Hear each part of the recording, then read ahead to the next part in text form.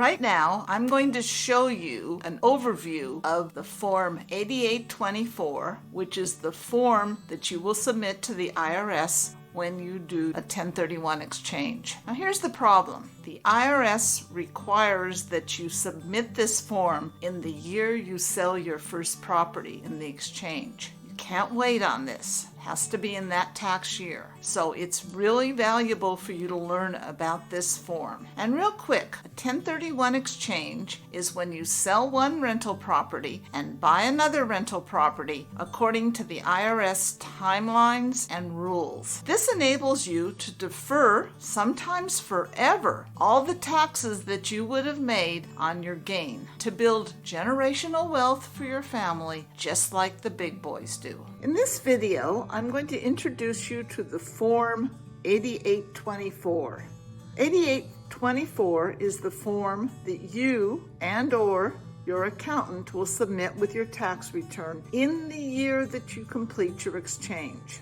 Notice for 2023, there's several new items on the form, so it's changed from last year. I will go over this on the form itself, but be aware of this, that the IRS gives you instructions. If you want to read them, go ahead. If not, hand it to your accountant. And the new changes will be relating to property that is not like kind, meaning it's not real estate. And they're so concerned about properties that are not like kind, meaning that they're not land or real estate related, that they added these sections. They then remind you again that we're limited to real property and that this law came into existence in 2018. There were many more items that you could exchange prior to that tax law. It may seem obvious, but the purpose of this form is to show you how you report the exchange of real estate or property used in your business or investment. This is a reminder that you must file during the current tax year when you transferred your property. Can't wait till the loan's paid off. You can't wait till next year. A little bit of a reminder on the regulations. They go ahead and define real property, and it isn't always real estate. Sometimes what they're calling it is unsevered natural products of the land. So they've defined real property for you. In their definition of real property, and remember you can only exchange real property in a 1031 exchange, they define it as land and improvements to land, unsevered natural products of the land, may mean oil leases, and water and air spaces adjacent to the land. So super adjacent means above. I don't know why they use that word, but that's what they say. So remember, it's not just land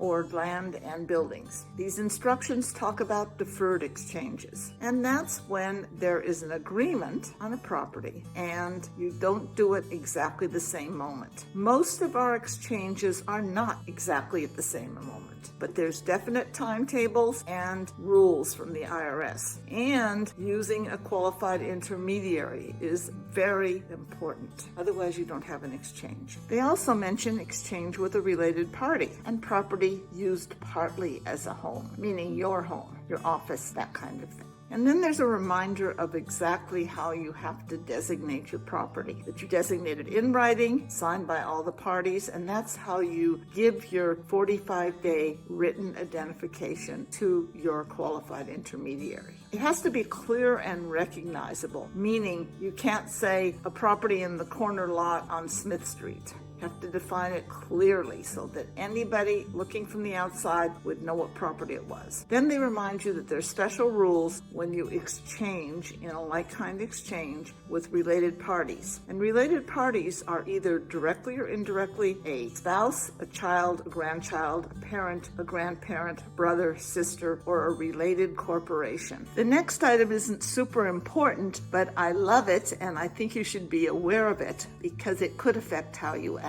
It says that the IRS believes that it will take you 11 hours and 43 minutes for your record keeping. I don't know where they get the 43 minutes or the 11 hours, but be aware it takes a while for your record keeping, and it might be over several years. Learning about the law or the form, 2 hours and 34 minutes. Again, very interesting, those numbers. And for you to prepare the form, 2 hours and 53 minutes. This is actually in the instructions, page 6. So look at it if you want to get a laugh. And that reminds us, maybe this should go to your accountant. Here's the actual form, 8824, for each year. It's a little bit different. Remember that you have to describe the property given up, carefully describe the property that you received. Dates are super important, so you have to say when you've actually transferred the property. And what's interesting on number 5, and this has confused a lot of people, including me, so you need to get advice on this. The date the like property you received was identified by written notice to another party. Now, another party seems to mean the qualified intermediary, but ask your accountant. And then the actual date that you received the like-kind property. Now it's not another party, it's the other party. So does that mean the seller of the property you're acquiring, or does that mean that you received it from the qualified intermediary? I don't know the answer. And maybe your accountant, each of the accountants might have a different opinion. Okay, remember I just said that related party has different rules. They want to know that on your form.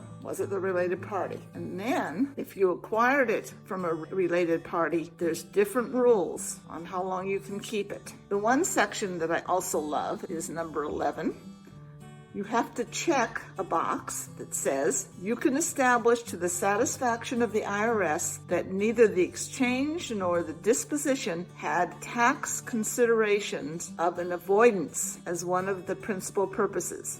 Again, neither the exchange nor the disposition had tax avoidance as one of the principal purposes. Don't cheat, okay? The second page, where they said the changes for this year, for the year 2023, notice the 12A, the 15A, the 25A. These are related to non-like-kind properties as they described in the original instructions. So get some help on this. And for number 24, it's really important to understand what your deferred gain is in an exchange, because that will affect the basis in the property you receive. Oh, and if we haven't met, my name is Maxine Golden. I'm a longtime real estate broker, and I started the 1031 Exchange Lady channel because I believe that you deserve the same tax breaks as the big investors. The law says you do, and you do. But don't just take my word for it. Ask your accountant or ask the IRS. They will tell you the same thing.